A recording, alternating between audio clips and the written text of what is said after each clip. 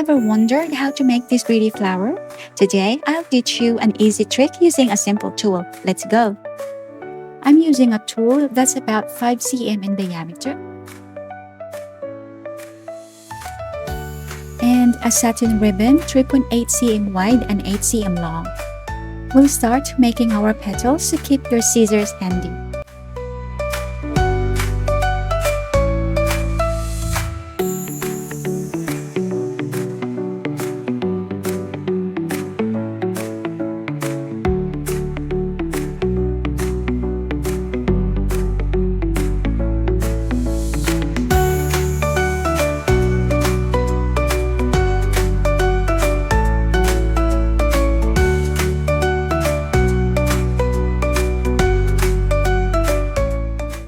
Heat seal.